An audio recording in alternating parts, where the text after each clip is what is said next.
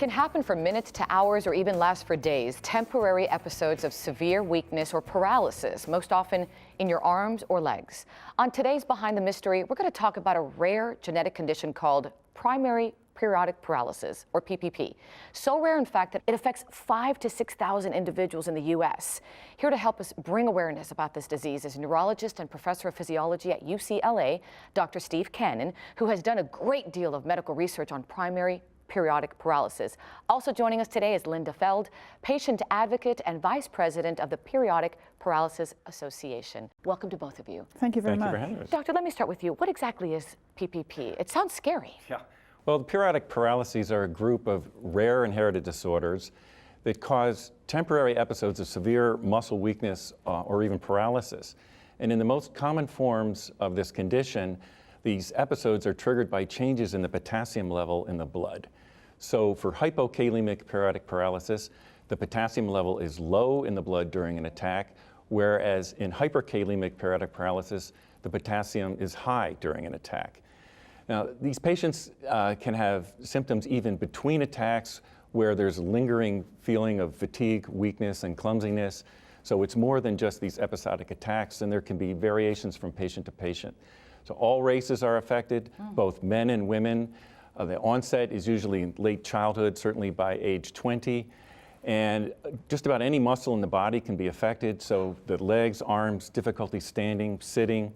And unfortunately for some, later on in the course of the illness, there can be fixed permanent weakness, especially of the legs. Doctor, do we know why this happens to people? The problem resides in the muscle itself, so there's nothing wrong with the nerve that's bringing the information from the brain.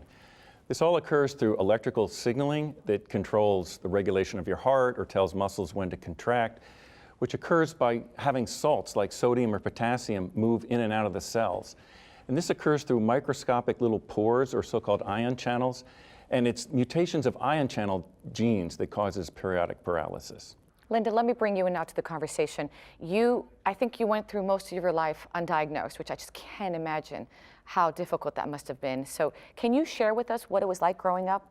As a child, you're pretty much in the hands of your parents. Your parents are taking care of you. You know that maybe you have something wrong because you aren't as good an athlete as some of the other children in school. And you weren't. And I wasn't. I was always the last one picked for a team. When I reached high school, I started to realize that there really was something different. And it came to light one day specifically when we had a fire drill in school.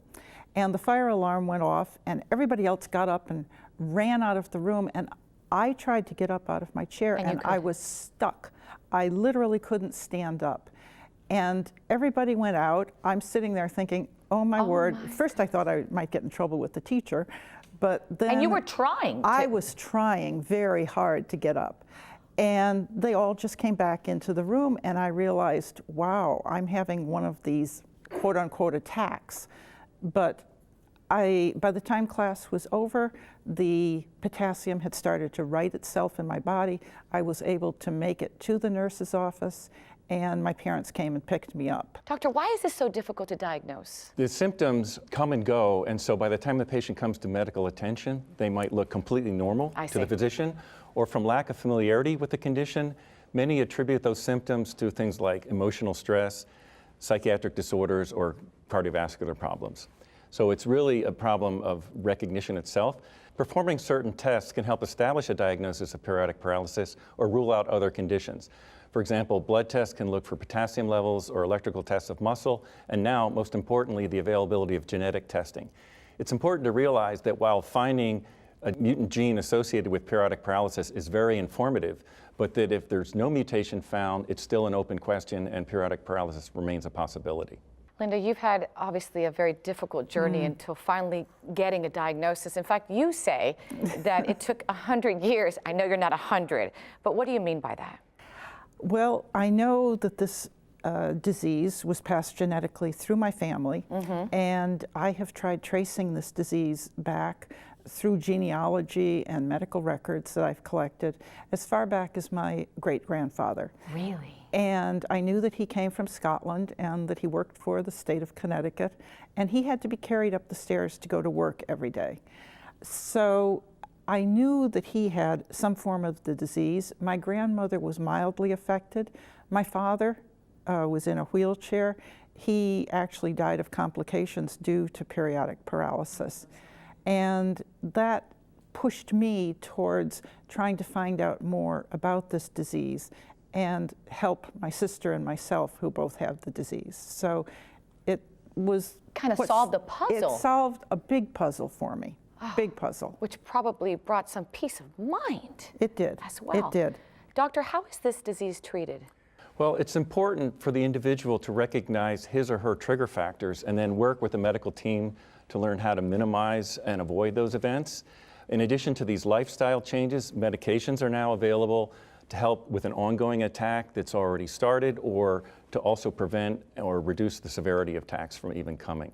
And doctor, what triggers this disease? Well, most commonly, exercise is a trigger. Really? And surprisingly, the episode comes when you stop to rest after exercise. But in addition, it can be triggered by the amount of potassium in the diet, or carbohydrates, fasting, or even cool temperatures. Linda, how are you today? You look fantastic. Thank you now very that you much. know and you've become an advocate, how is Linda doing? I think I'm doing very well. I think you're doing great. There are days when I don't feel as well as I do on other days, but I have really tried to make my life centered around periodic paralysis at this point. I'm vice president of the Periodic Paralysis Association, and I spend a great deal of my time helping other people who have periodic paralysis try to find the answers to their disease, because the Periodic Paralysis Association believes that no one should be alone, that everyone should have an advocate for them within this disease. I love this woman, and she, along with you, creating that awareness, which is so important, doctor, and especially for the future, correct? Yeah, so I think raising awareness is very important so that patients don't have to needlessly put up with these episodes and not be able to get any assistance. It's also important to raise awareness in the medical community. When these individuals come to the emergency room, oftentimes there's confusion on what the best approach is to manage them. We also think that if we can reduce the frequency and severity of attacks, they can avoid some of the later complications of permanent weakness. The sooner we get to it, the better the outcome. Absolutely. And I must say, the future is brighter now. Genetic testing is widely available. Advances in understanding the science is giving us clues at new treatment opportunities.